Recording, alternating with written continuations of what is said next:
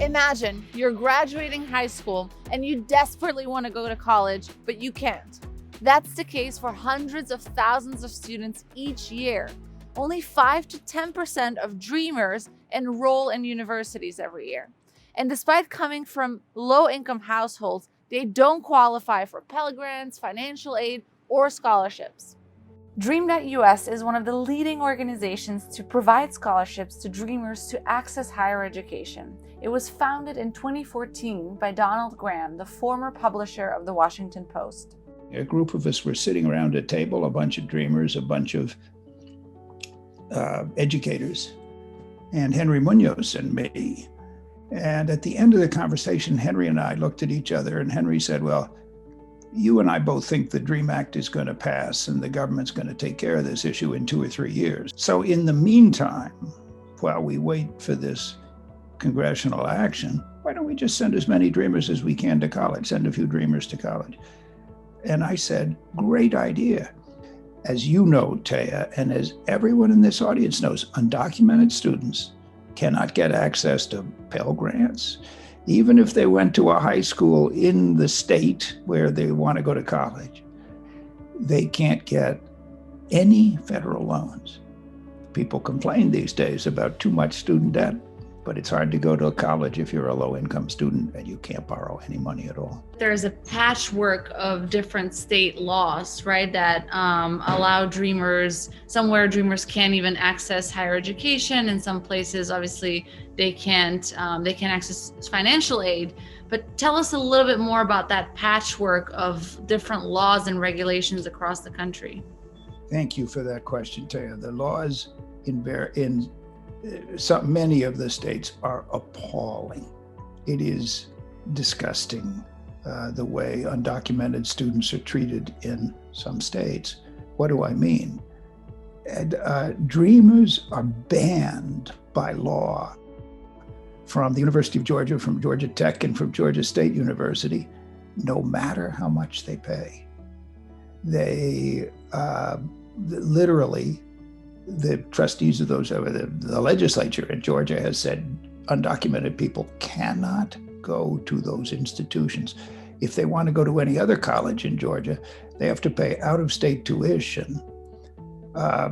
Same in North Carolina, same in South Carolina, Alabama, Mississippi, but it's not just a Deep South issue. Indiana, Iowa, Missouri, Wisconsin, all refuse in-state tuition to dreamers. In the US, we have had many wrongs, and we have been able to right those wrongs. And it has been using our own stories, but also standing up and calling out those injustices. And for me, it all started when I was allowed to go to college.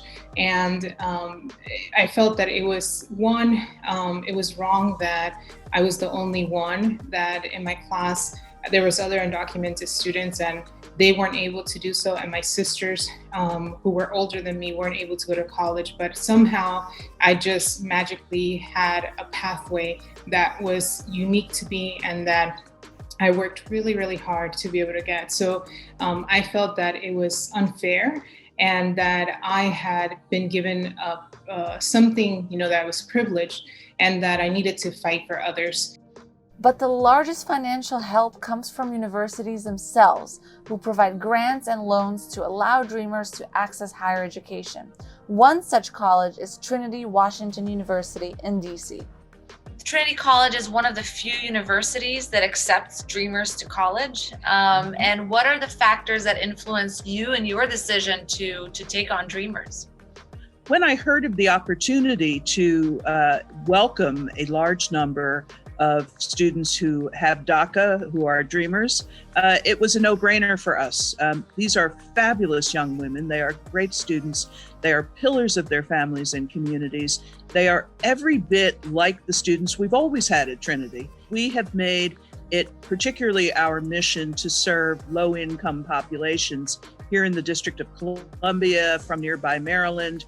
And these populations are American citizens, they are immigrants, they are undocumented persons, and they all get financial aid according to their needs. Now, American citizens are able to get federal financial aid and state aid, so their costs are offset by things like Pell grants or student loans.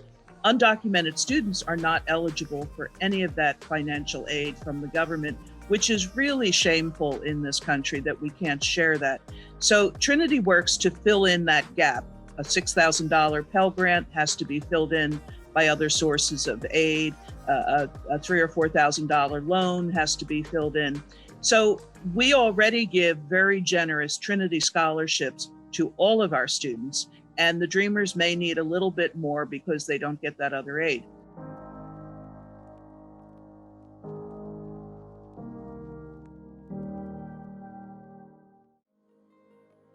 In North Carolina, we don't get in-state tuition.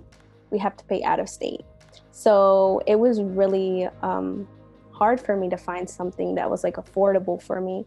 I applied to 2 colleges that did provide like scholarships and did like, they were gonna help me financially, but it was still a lot of money that I had to pay out of pocket. Dreamers, American and everything but passport, face immense hurdles to go to college. This perpetuates a vicious cycle of lack of education and opportunity. This must end now. To learn more about Dreamers and education, as well as many other immigrant-related topics, follow us on social media @ImmigrantFood, join our newsletter where each week we send you 5 ways to engage with the immigrant community, and join us inside the restaurant to stay united at the table. See you guys next month.